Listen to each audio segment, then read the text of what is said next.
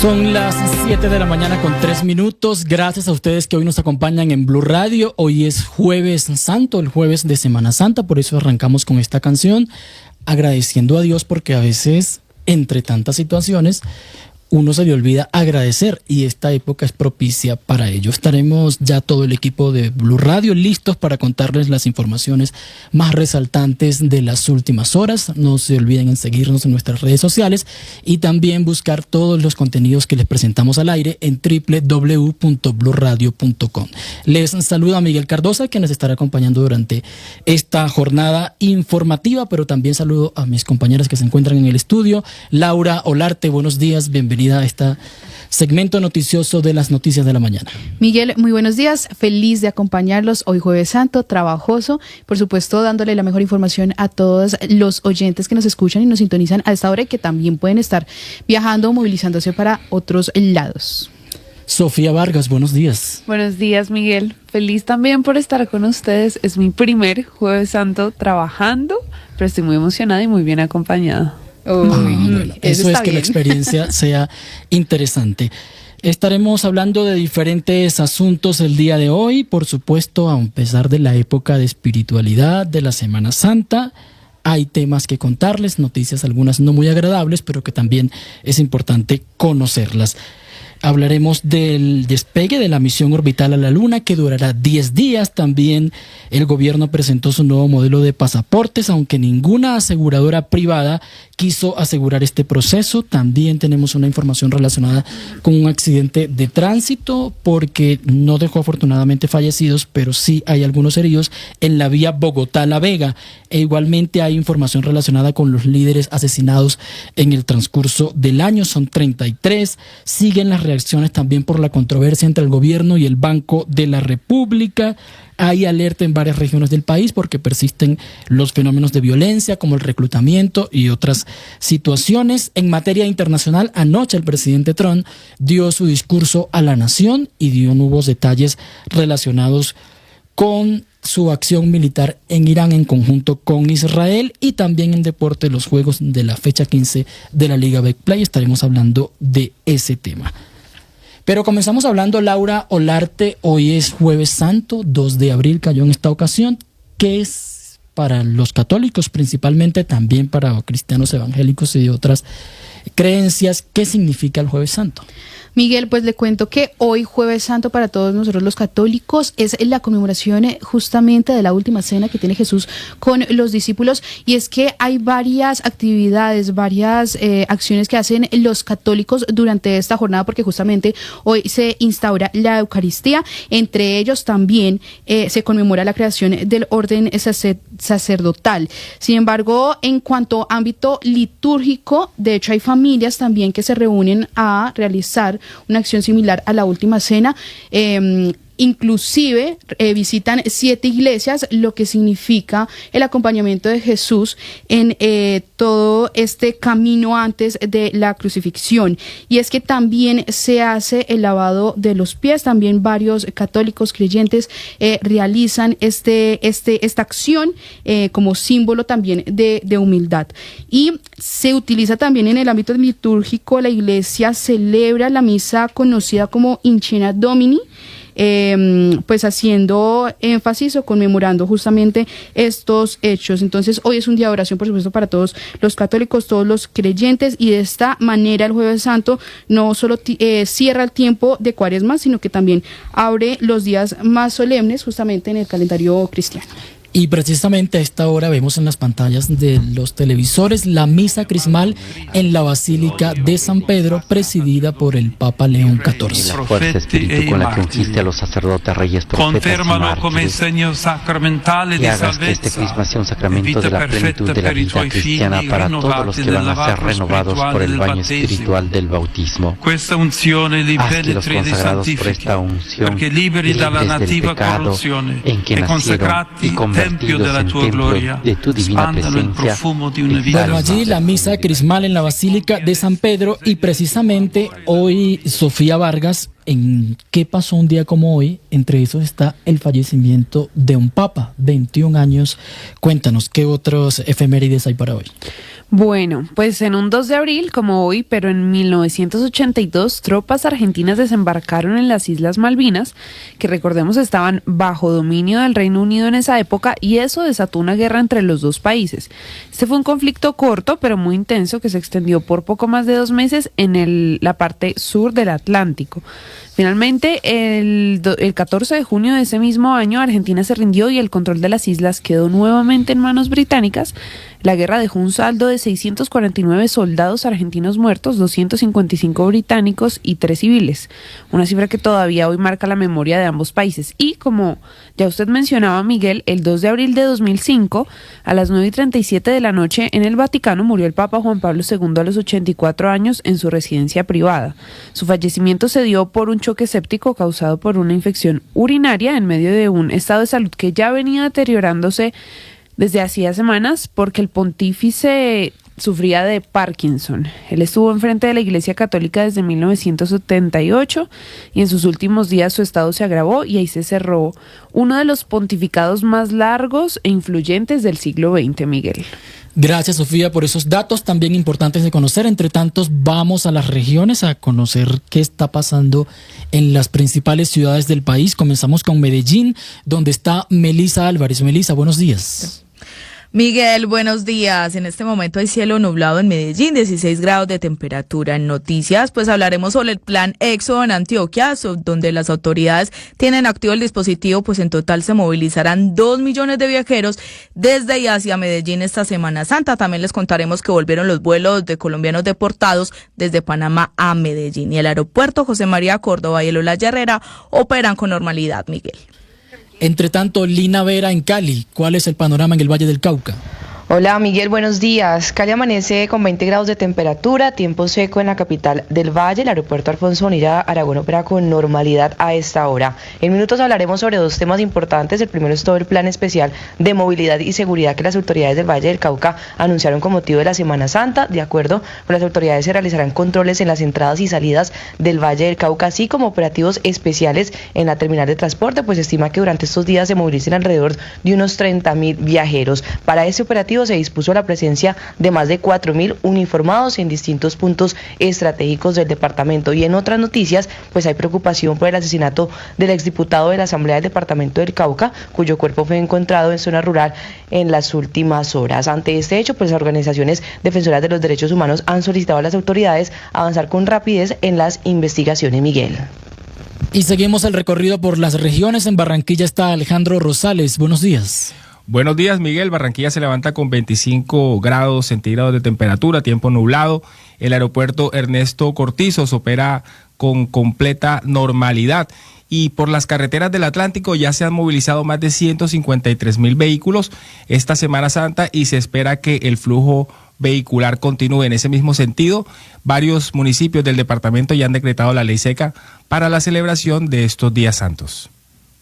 Gracias, Alejandro. De Barranquilla vamos a Bucaramanga a conocer qué pasa en Santander y las regiones cercanas con Alex Salamanca.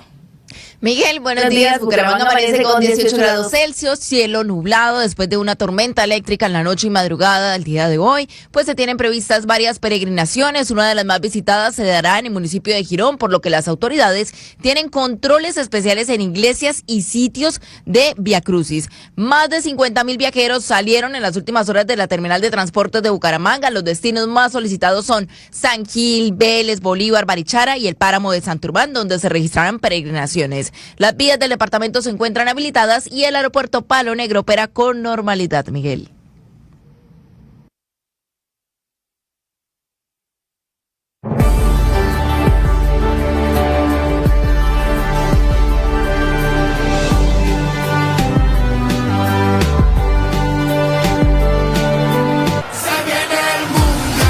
Faltan 70 días para la Copa del Mundo.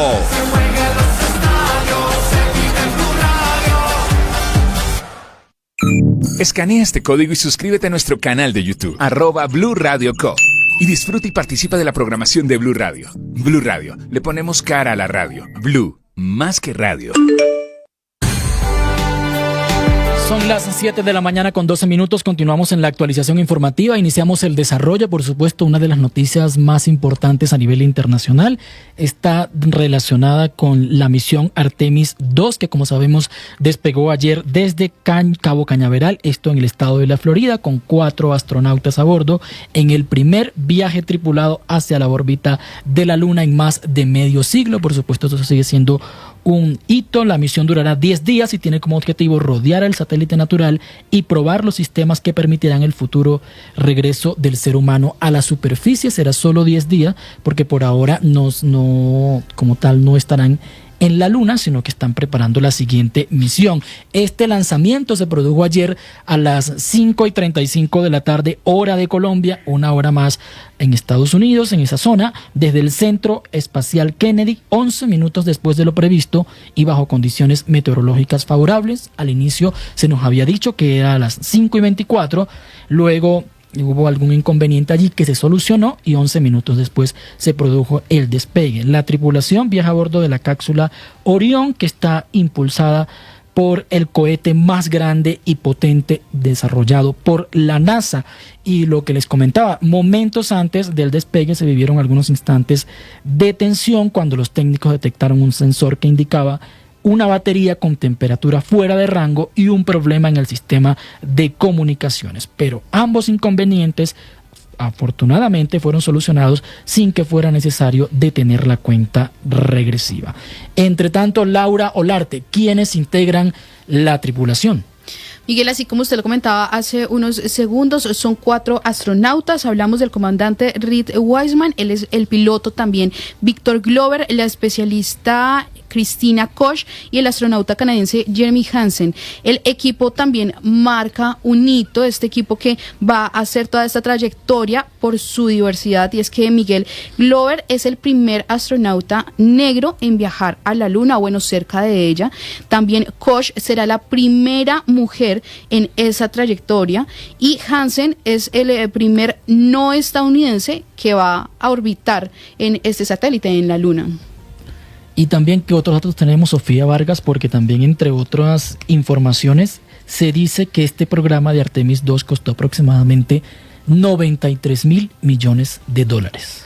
Sí, Miguel. Bueno, pues como veníamos adelantando, esta misión, que es Artemis 2, es la segunda del programa Artemis de la NASA y va a marcar algo clave, y es el regreso de astronautas a las cercanías de la Luna por primera vez desde el Apolo 17 en 1972. A diferencia de Artemis 1, que fue no tripulada en 2022, esta vez viajarán 4 astronautas, como nos comentaba Laura, a bordo de la nave Orión impulsada por el cohete Space Launch System. La idea es hacer un sobrevuelo alrededor de la Luna sin alunizar para probar sistemas clave como lo son el soporte vital, la navegación y las comunicaciones en el espacio profundo.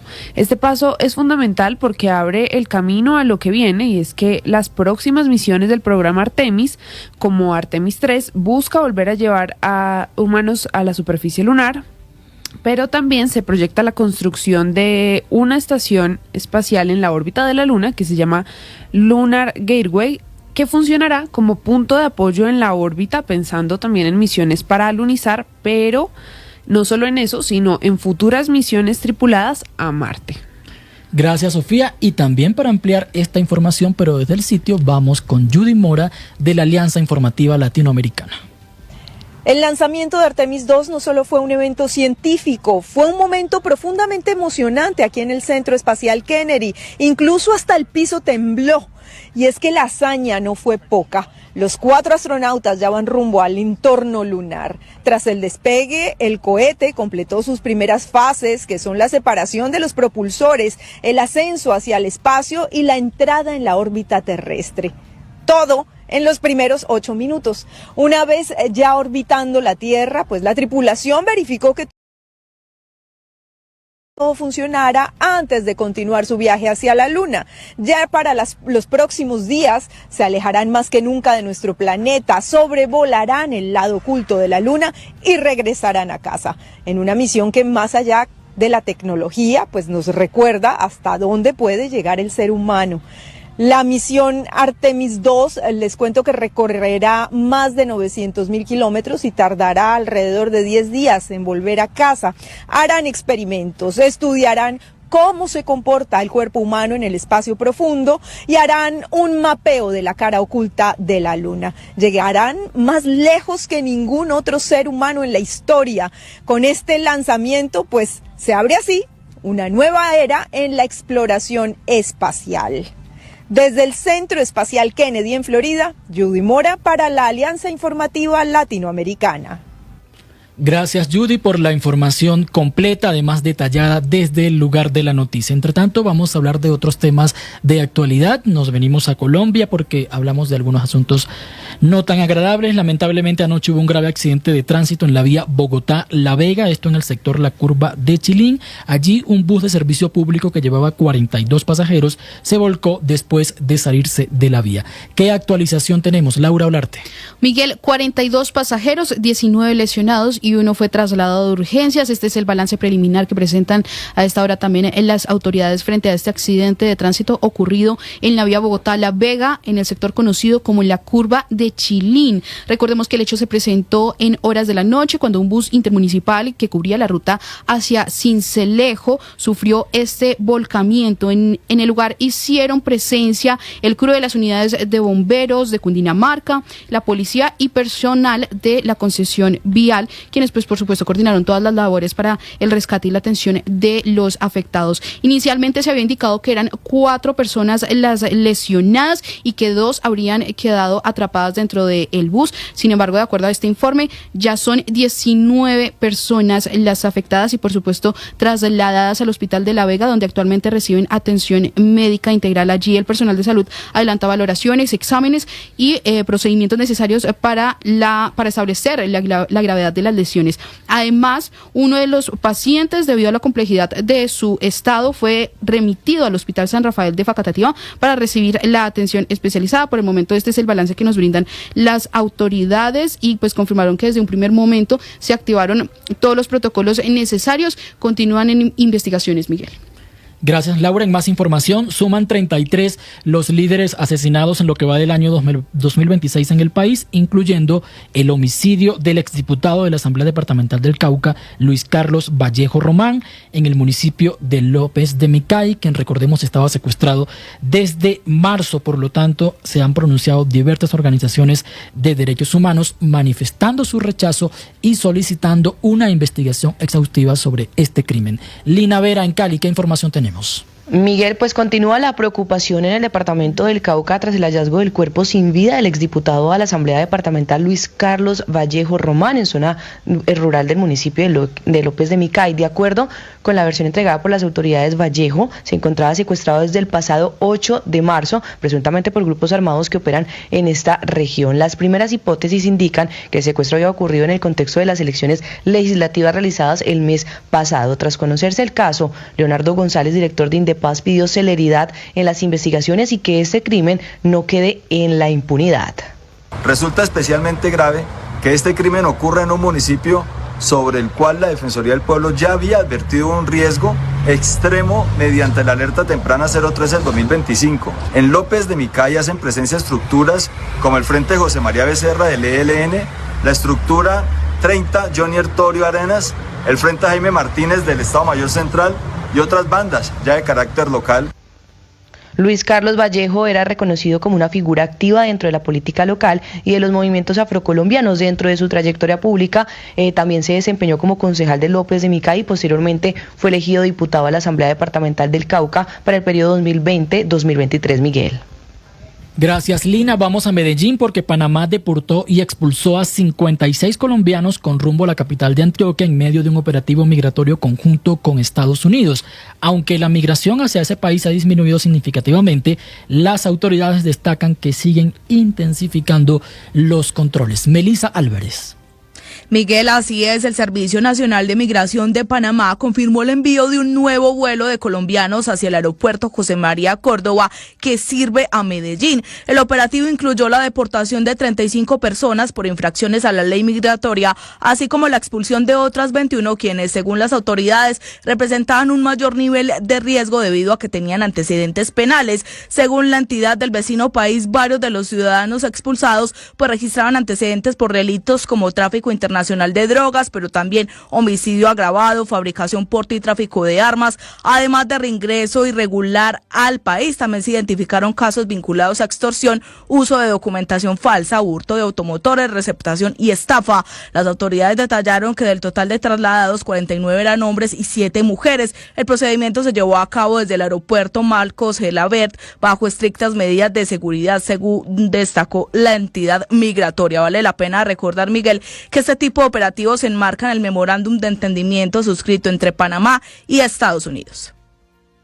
Gracias, Melissa. Y de Medellín vamos a Barranquilla, porque a pesar de que esta es una época de espiritualidad, recogimiento por la Semana Santa, es aprovechada por muchos, por supuesto, para otras actividades. Y en el Atlántico, varios municipios estarán bajo la ley seca durante estos días festivos para garantizar la tranquilidad en los eventos religiosos. La medida rige desde hoy, Jueves Santo, por lo menos en 4 poblaciones. Alejandro Rosales. Así es, Miguel. Soledad, Galapa, Malambo y Sabana Larga hacen parte de los municipios del Atlántico que decretaron ley seca para este puente festivo, el más largo del año, y en el cual predomina la realización de eventos religiosos que requieren un ambiente tranquilo y sin excesos para llamar a la reflexión. El primer municipio donde ya empezó a regir la ley seca es en Sabana Larga, población reconocida por sus multitudinarias procesiones y donde la medida entró en vigencia desde las 5 de la madrugada de este jueves y va hasta el sábado a las 7.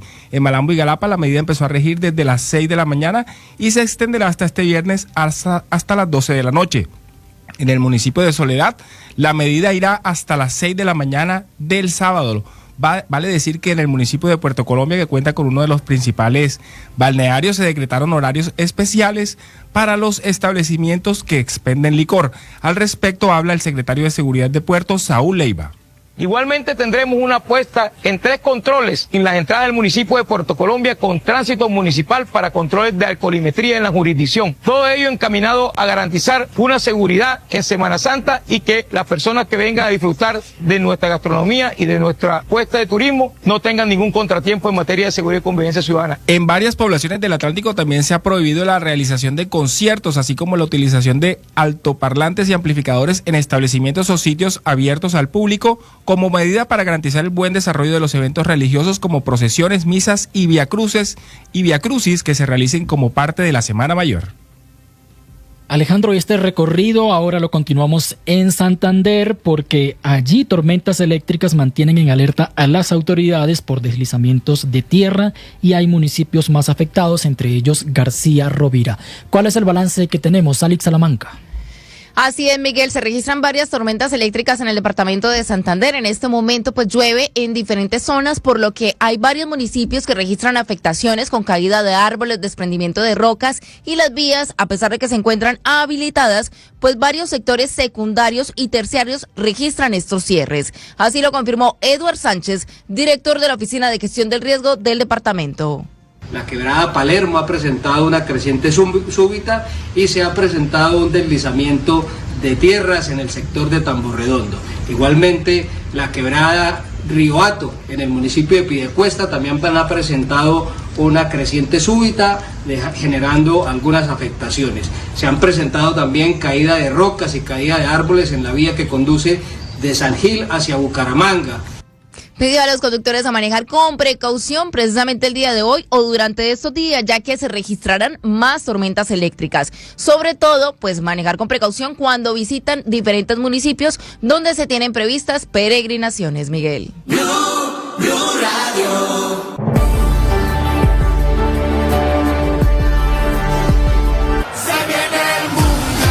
Faltan 70 días para la Copa del Mundo.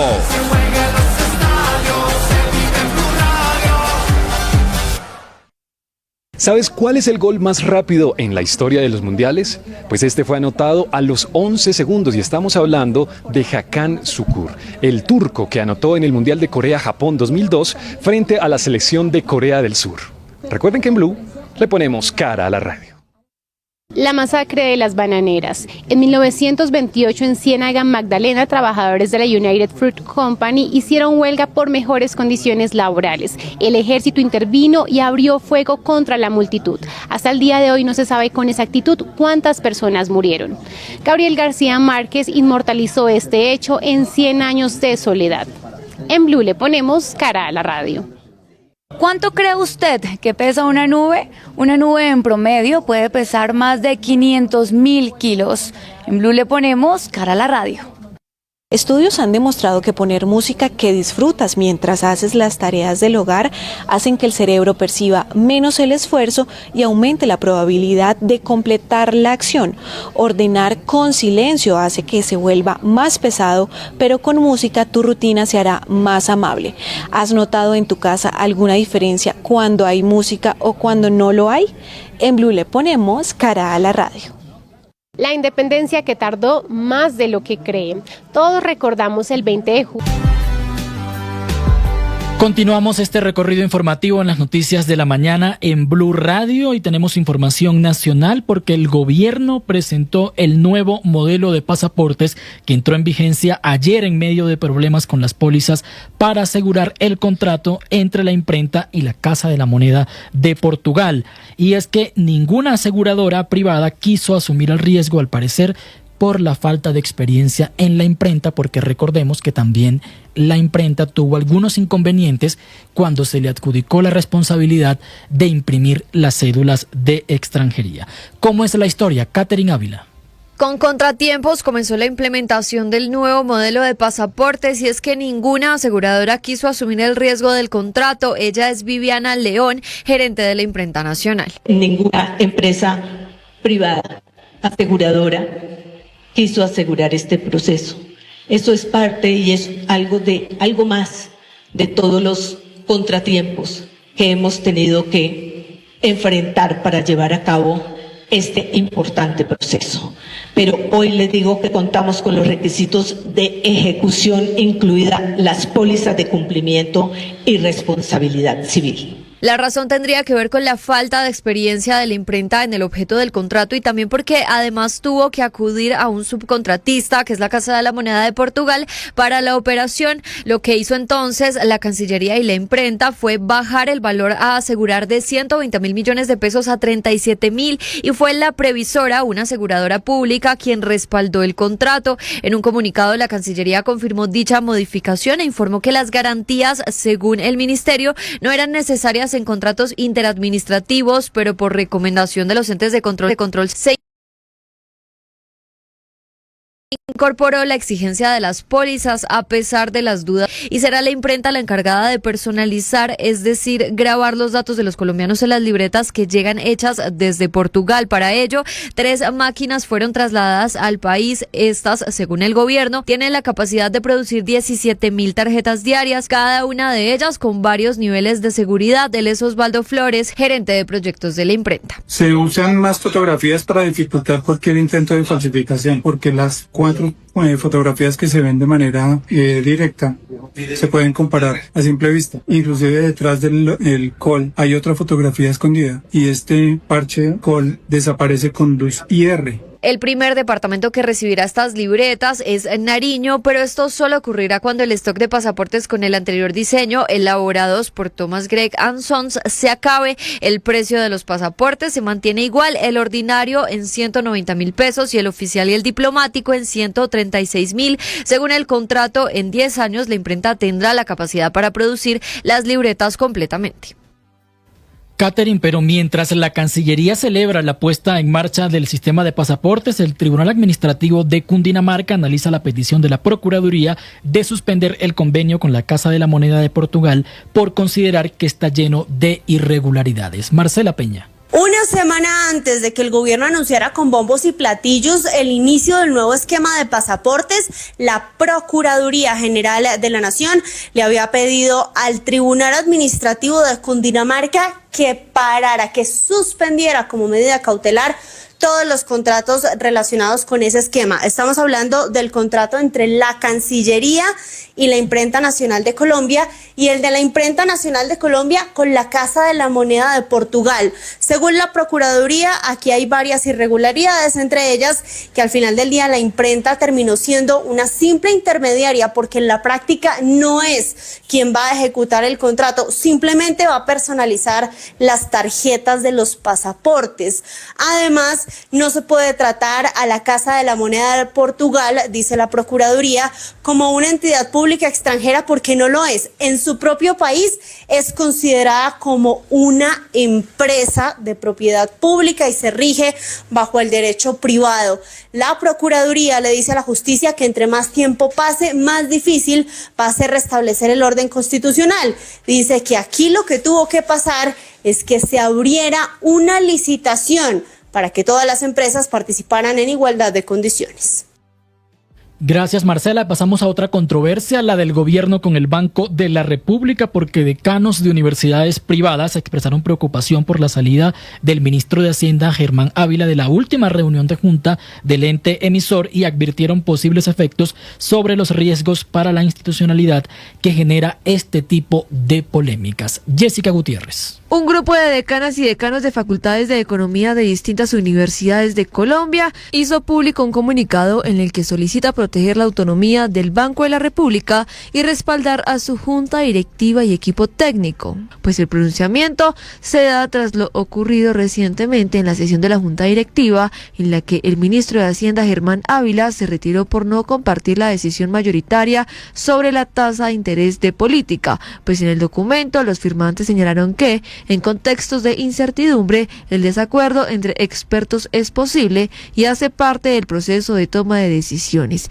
Además, indicaron que la existencia de una junta con integrantes de distintas trayectorias permite evaluar múltiples perspectivas y construir una síntesis sobre la política monetaria. También destacaron que la decisión exclusiva de varios miembros de la junta busca garantizar la independencia necesaria para poder cumplir el mandato de mantener la estabilidad de precios, pues según el comunicado, este trabajo se apoya en información y evidencia técnica producida de manera permanente. Finalmente, los académicos señalaron que aunque el ministro de Hacienda tiene participación en la Junta como representante del gobierno, su papel contribuye a la coordinación de la política macroeconómica. Sin embargo, expresaron preocupación por la decisión de retirarse de la sesión y por sus declaraciones posteriores al considerar que podría afectar la institucionalidad monetaria. Jessica, pero además de los decanos, el gremio Alianza Aliadas se unió a las voces de respaldo al Banco de la República después de la ruptura que anunció el ministro de Hacienda, que por cierto, eso habrá que verlo en la siguiente junta, porque para algunos dicen está la mayoría sin que el ministro participe, otros dicen que indudablemente el ministro de Hacienda de turno tiene una responsabilidad constitucional de acudir a las reuniones de la Junta Directiva del Banco de la República. Entre tanto, ¿qué dicen desde el gremio Aliadas? Marcela Peña. Sigue creciendo la lista de gremios que rechazan la decisión del gobierno nacional de salirse de la Junta Directiva del Banco de la República hasta nueva orden. Ya lo habían hecho los 34 gremios del Consejo Gremial Nacional y ahora la lista se suma con 30 que hacen parte de Alianza Aliadas, que emite también un comunicado este miércoles. Cada mañana millones de colombianos salen de sus casas para conseguir el dinero que les alcance para pagar el mercado, el transporte, el arriendo y sostener a quienes dependen de ellos. Trabajar para que el dinero alcance y no pierda su valor en el tiempo es lo que se conoce como controlar la inflación. Y para lograrlo en Colombia contamos con el Banco de la República. En su comunicado le piden al gobierno reconocer la independencia del banco, que no es un privilegio de la institución, sino una protección para todos los colombianos y la garantía de que las decisiones se van a tomar con responsabilidad, sin presiones y pensando en el bienestar colectivo. Marcela, gracias. Y pasamos ahora a materia política, porque también la batalla electoral de la presidencia de la República no solo se vive en las calles, sino por supuesto en lo digital, aunque esto suele engañar a algunos. porque por ejemplo las tendencias en Twitter, ahora X, no necesariamente siempre definen votos. Además, está comprobado que muy pocos ciudadanos somos los que tenemos cuentas en X. Pero hay un análisis de más de 1.8 millones de mensajes digitales que revela que la contienda está dominada en las redes sociales solo por 3 nombres: Paloma Valencia, Iván Cepeda y Abelardo de la Espriella. Dicen que hasta el 94% de la conversación en las redes se centra solo en estos 3 candidatos. Pero ¿qué temas y qué emociones mueven las campañas en las redes? Andrés Carmona. Según el reporte presentado por la firma latinoamericana Reputación Digital, haciendo un análisis de escucha social sobre la campaña presidencial en Colombia este año, se evidencia que la conversación política en redes está altamente concentrada en 3 candidatos. Cerca del 93.6% de las conversaciones en redes la lideran 3 aspirantes. El mayor volumen lo registra el senador Iván Cepeda, con 235.625 menciones a corte de 17 de marzo, lo que lo convierte en el candidato más mencionado en la conversación digital, aunque con altos niveles de polarización y mensajes negativos. En segundo lugar aparece la senadora Paloma Valencia con 184.906 menciones. Parte importante de esta conversación está impulsada por su fórmula vicepresidencial Juan Daniel Oviedo, quien genera 64.048 menciones directas, es decir, el 34.6% de las menciones asociadas a la campaña. En tercer lugar aparece el abogado Abelardo de la Espriella, quien tiene un menor volumen de menciones, pero lidera los indicadores de percepción positiva y sentimiento favorable en redes. Fernanda Vivar hace parte de Reputación Digital. Mucho ruido no significa amor digital. Iván Cepeda es el líder absoluto en volumen con más de 235,000 menciones, pero camina por el abismo del rechazo, con un sentimiento neto de apenas más 1.9 y términos de ataques dominantes como narco y terrorismo. La conclusión es clara. En el 2026, la pluralidad es una ilusión. La red ya tiene dueños. El estudio también señala que la discusión política ocurre principalmente en la red social X, que concentra el 96.4% del total de la conversación analizada. Además, identifica picos de conversación durante la jornada electoral del 8 de marzo, elecciones legislativas y de consultas, cuando se alcanzaron hasta 109.000 publicaciones en un solo día, frente a un promedio previo de 85.000 mensajes diarios en la precampaña, y llegando a un pico de cerca de 160.000 posts relacionados con el candidato del pacto histórico el pasado 15 de marzo, justo ese día que se conoció el polémico discurso en el que Cepeda habló de Antioquia como cuna del paramilitarismo y narcoterrorismo. Andrés, interesante lo que decía la consultada de Reputación Digital. Mucha mención no significa amor digital. Lo que hablabas también al cierre del informe, que Iván Cepeda, por ejemplo, sus menciones se dispararon cuando él dio el discurso en Antioquia, pero que lo hayan mencionado varias veces no significa que hayan hablado a su favor, sino que la mayoría de los comentarios precisamente son negativos. Pero cambiemos de tema. En medio de las tensiones entre el gobierno y los gremios de la construcción y la vivienda, la Asociación Colombiana de Instituciones de Educación Superior encendió una alerta sobre los posibles efectos de esta confrontación en la economía y el empleo, al advertir que las diferencias surgidas tras la discusión entre Guillermo Herrera, el presidente de Camacol, el gremio de la construcción, el presidente Gustavo Petro, ya estarían impactando sectores claves. Jessica Gutiérrez. La ACIED, el gremio que agrupa a instituciones de educación superior, principalmente a las universidades privadas, expresó su preocupación por las actuales confrontaciones entre el gobierno nacional y los sectores de la construcción y la vivienda, pues el pronunciamiento se da en medio de la discusión entre Guillermo Herrera, quien es el líder de Camacol, y el presidente Gustavo Petro, así como por las afectaciones que esta situación ha generado en los gremios. Pues en este contexto, ACIED reiteró la necesidad de priorizar un diálogo técnico que permita avanzar en el desarrollo económico del país y así evitar impactos negativos en sectores estratégicos. Pues el gremio advirtió que estas discusiones en áreas como la construcción, la vivienda y la infraestructura tienen efectos directos en la inversión, el crecimiento y la generación de empleo, así como en las oportunidades laborales para egresados de educación superior. Pues la asociación también alertó que la desaceleración en actividades intensivas en empleo está impactando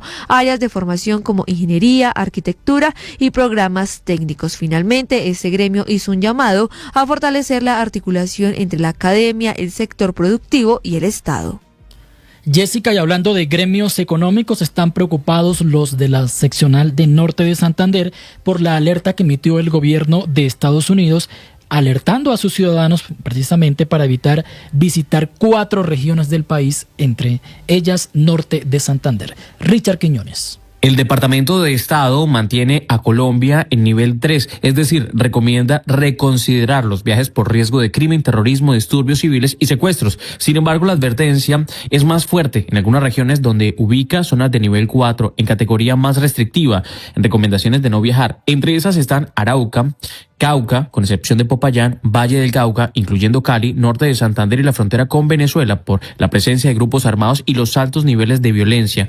Sandra Guzmán es la presidenta de FITAC, capítulo norte de Santander, y explica que esta estigmatización, de cierta forma, afecta a este punto limítrofe en donde se depende mucho de la llegada de extranjeros. La frontera sea calificada como negativa para poder venirnos a visitar.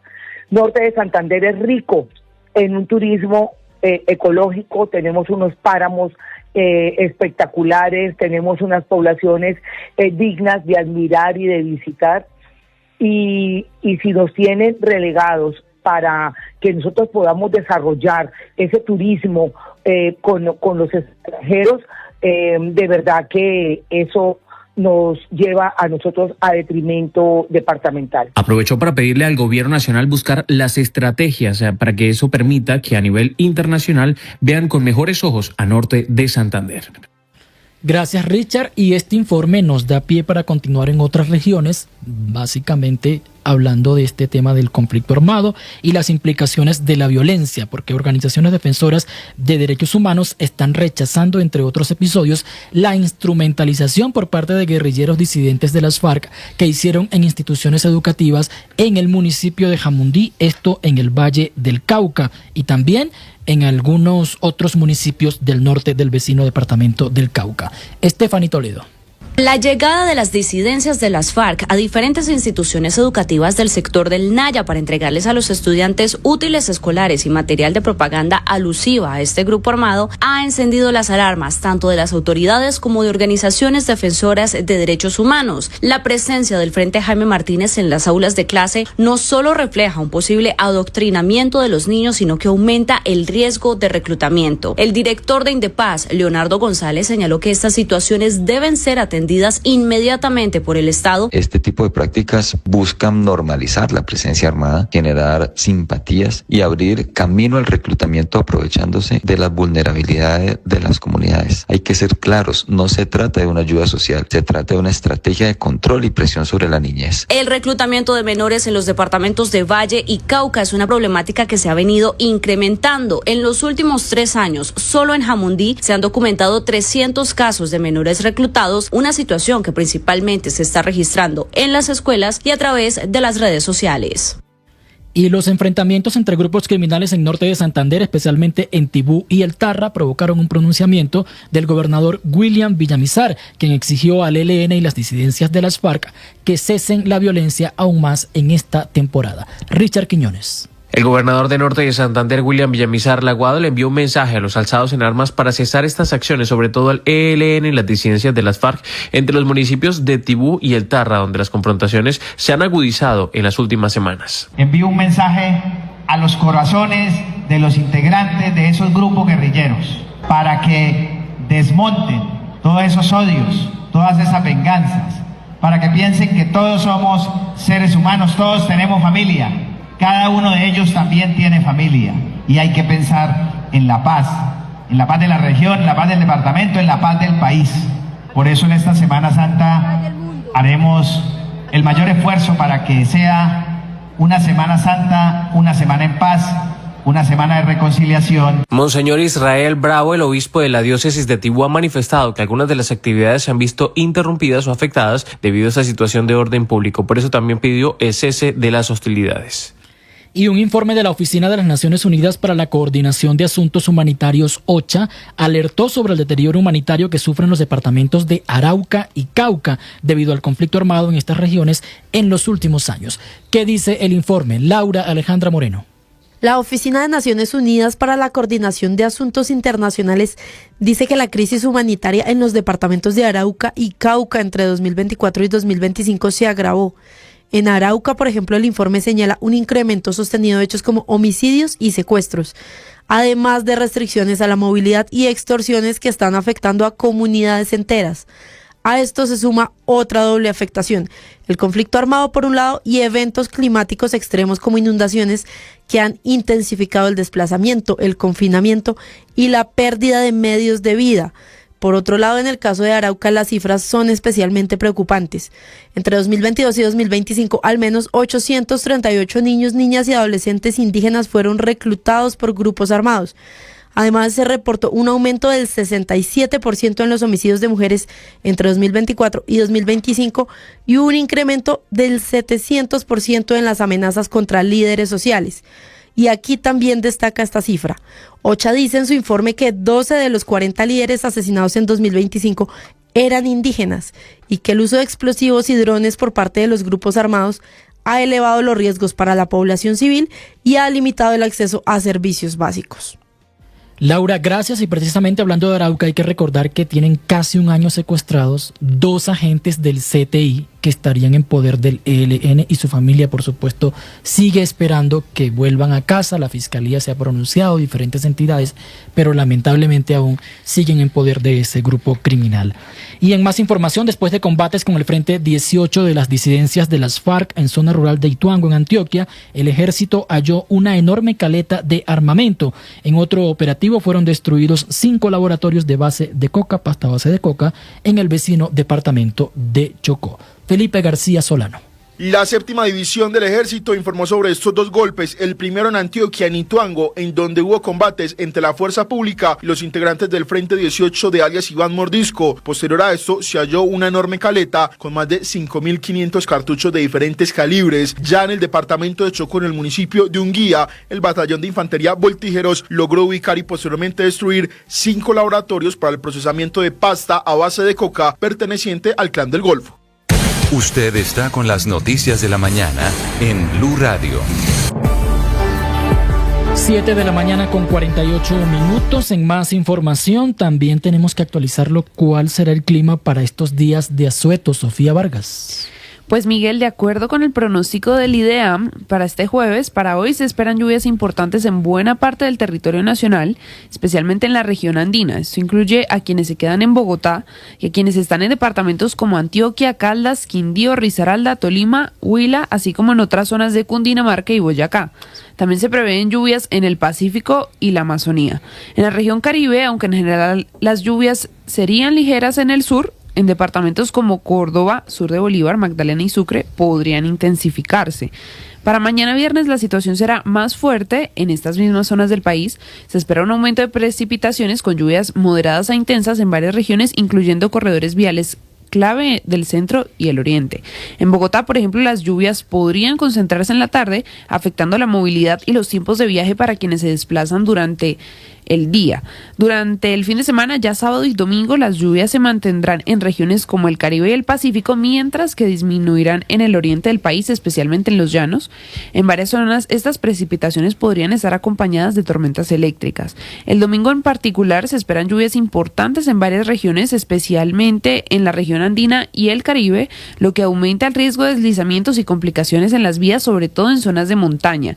Ante este panorama, Miguel, las autoridades recomiendan a los viajeros estar atentos al estado de las carreteras, preferir desplazamientos durante el día que en la noche e intensificar precauciones, ya que las lluvias podrían impactar la seguridad vial en estos días de alta movilidad en el país, Miguel. Gracias, Sofía. Y tenemos datos de última hora sobre la autopista sur. Laura Olarte, ¿cómo está la situación vial en esta zona? Miguel, así es, justamente desde el reporte de movilidad, desde la Secretaría de Movilidad, en estos momentos publican que hay alta congestión vehicular en la autopista sur saliendo desde la avenida Villavicencio hasta Soacha.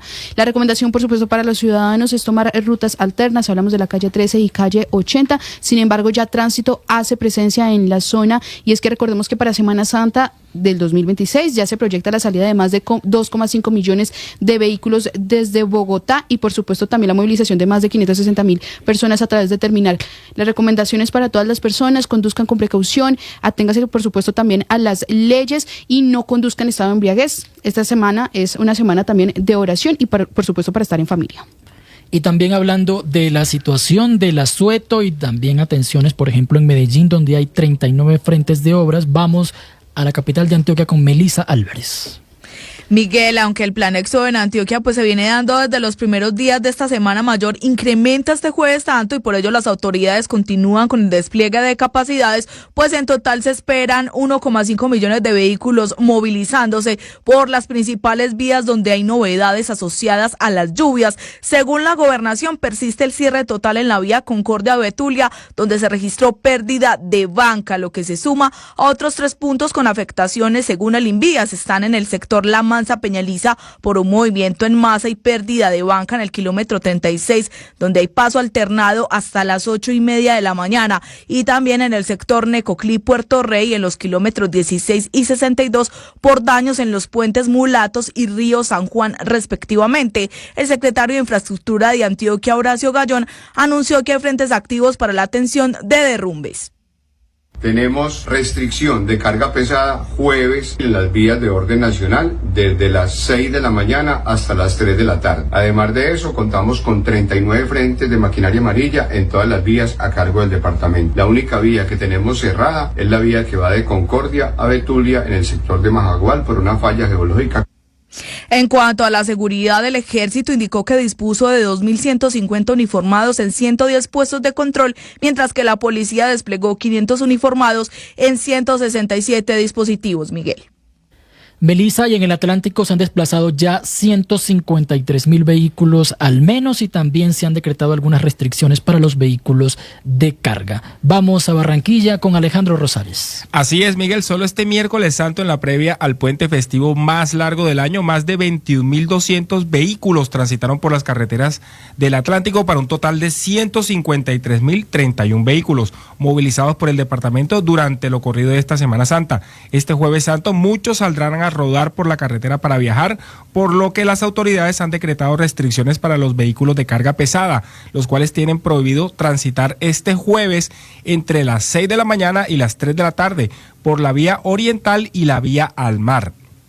Además, la policía mantiene sus puestos de control en las vías nacionales, informó la capitán Lisbeth Herrera, jefe de la seccional de tránsito y transporte de la Policía del Atlántico. Contaremos con 7 áreas de prevención ubicadas estratégicamente en los principales corredores viales, con más de 71 uniformados de tránsito, realizando actividades de prevención y de control, controles al embriaguez, al exceso de velocidad y microsueño, realizando pausas activas y verificación de documentos a todos los actores viales. Las restricciones a los vehículos de carga continuarán en la vía al mar que comunica con Cartagena y en la oriental para los próximos sábado y domingo, cuando habrá el plan retorno. El sábado la restricción será de 6 de la mañana a 3 de la tarde y el domingo de 10 de la mañana a las 11 de la noche, Miguel. Y en Santander, Alex Salamanca, ¿cuál es el balance que tenemos y cuáles son los destinos preferidos en esta región del país? Pues Miguel, son varios los destinos turísticos pues que se visitan los viajeros. La provincia de Guanentá, la de Vélez, la de Sotonorte se consolida como los destinos más solicitados por los viajeros durante la Semana Santa, destacándose especialmente el municipio de Bolívar, donde se encuentra el Milagroso del Picacho, considerado el viacrucis más largo del país, con un recorrido de 1.200 metros que conduce hasta la cima del Cerro El Picacho. También el páramo de Santurbán en la provincia de Sotonorte, donde los turistas optan por programar destinos religiosos combinando fe y naturaleza en un mismo recorrido. Jaime Pérez, gerente de la terminal de transportes. Con todos los despachos en este momento hacia todos los destinos, cumpliendo con todas las rutas. Obviamente se han presentado algunos cierres viales, pero han sido intermitentes y por fortuna se han podido solucionar. Ha tenido un aumento significativo en estos días, a tal punto que vemos que hay un porcentaje mayor de pasajeros que han salido desde nuestra terminal y un número de despacho de automotores bastante significativo. Señaló que en los municipios con mayor afluencia se han establecido recorridos especiales para las visitas religiosas. Además, aunque la terminal opera las 24 horas, en algunos destinos existen horarios definidos para la salida de vehículos, por lo que le recomendó a los viajeros programar sus recorridos con anticipación. Y en Cali se espera la salida por la terminal de transporte de unas 350.000 personas. Lina Vera, ¿qué información tenemos? Pues Miguel, más de 300.000 vehículos se movilizarán durante esta Semana Santa por las principales vías del departamento. Ante este panorama, las autoridades locales activaron un amplio dispositivo para garantizar la movilidad y la seguridad de los viajeros que saldrán y llegarán a la capital del Valle del Cauca. El secretario de Movilidad de Cali, Sergio Javier Moncayo, confirmó que se adelantarán operativos especiales en los principales corredores de salida de la ciudad y en zonas turísticas con el fin de regular el flujo vehicular. Salida de la ciudad, como es la vía al mar, la salida por el corredor de Juanchito, la vía Juanchito, Cali-Palmira, también la vía Jamundí, donde estimamos pues toda esta cantidad tan importante de vehículos que salen, pero sabemos que también van a ingresar. Además de las medidas de movilidad, las autoridades también reforzarán los esquemas de seguridad en los corredores viales del departamento. Entre las vías priorizadas se encuentra la carretera hacia Buenaventura, la vía Panamericana y los accesos de entrada y salida de Cali, que estarán custodiados por más de 4.000 uniformados, Miguel.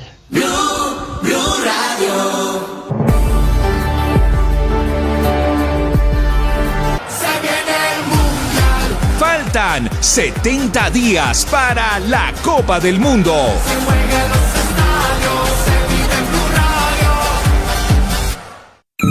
Escanea este código y suscríbete a nuestro canal de YouTube, @BluRadioCo. Y disfruta y participa de la programación de Blue Radio. Blue Radio, le ponemos cara a la radio. Blue, más que radio. Usted está con las noticias de la mañana en Blue Radio. A esta hora la actualización informativa en materia internacional. Anoche en el discurso a la nación, el presidente Donald Trump dio su discurso y dijo: estamos camino a completar todos los objetivos militares de Estados Unidos pronto, muy pronto. Vamos a golpearlos extremadamente fuerte en las próximas 2 o 3 semanas para devolverlos a la edad de piedra donde pertenecen. Esto lo dijo el mandatario estadounidense en referencia a Irán. A pesar de las expectativas generadas, el presidente evitó poner plazos concretos de finalización de la guerra, aunque habló de 2 a 3 semanas y también advirtió, para justificar esta operación en Medio Oriente, que Irán estaba en el umbral de conseguir una bomba nuclear y que por ello tuvieron que emprender los bombardeos, los cuales señaló que continuarán durante los próximos días. También lamentó que murieron 13 militares estadounidenses durante las primeras jornadas de esta operación. Y en más información internacional, nuevos bombardeos pakistaníes en la provincia de Kunar, en el este de Afganistán, que dejaron al menos 2 muertos y 6 heridos en las últimas 24 horas, según lo que informaron fuentes locales, en un momento en que la tensión fronteriza coexiste también con los intentos de la mediación china. Una de las víctimas mortales lamentablemente era un niño que ya había resultado herido en un bombardeo reciente, y este nuevo ataque se produce mientras delegaciones de allí, de ambos países, de Afganistán y Pakistán, negocian en la ciudad china de Urinkey. Y cerramos con Haití, que recibió las primeras tropas procedentes de Chad, de las fuerzas de supresión de pandillas que fueron creadas el año pasado por las Naciones Unidas. Recordemos que este es un país que está dominado por los grupos criminales, lamentablemente. Ojalá que esta nueva iniciativa permita traer la paz. Y cambiamos de tema, cerramos con los deportes, porque ya se está jugando la fecha 15 en la Liga Betplay, con actividades en Valledupar, Bogotá y Medellín. Se dio inicio a esta jornada. Gerardo Sojo. Miguel, buenos días. Se está jugando la fecha 15 de la Liga Betplay. En los resultados de ayer, Alianza Valledupar y Deportivo Pasto empataron 0-0. Santa Fe cayó en casa 0-1 frente a Llaneros. Y Atlético Nacional igualó sin goles ante Cúcuta. Para hoy continúa la jornada con 4 partidos. Boyacá Chicó recibe a Deportivo Pereira a las 2 de la tarde. América enfrenta a Bucaramanga a las 4:10. A las 6:20, Jaguares se mide ante Millonarios. Y cierra la jornada 11 Caldas contra Independiente Medellín a las 8:30 de la noche. En la tabla de posiciones, Atlético Nacional se mantiene en el primer lugar con 31 puntos, seguido por Deportivo Pasto con 28. Tolima es tercero con 26 unidades y Junior aparece cuarto con 25. Once Caldas ocupa la quinta posición con 24 puntos. Millonarios, América e Internacional de Bogotá cierran el grupo de los 8 con 21 unidades cada uno. Miguel. Gracias, Gerardo. Así llegamos al final de esta emisión de las noticias de la mañana. Continúen pendientes de nuestra programación, de nuestro canal de YouTube, nuestras redes sociales y también de www.bluradio.com. Continúen con especiales de Semana Santa.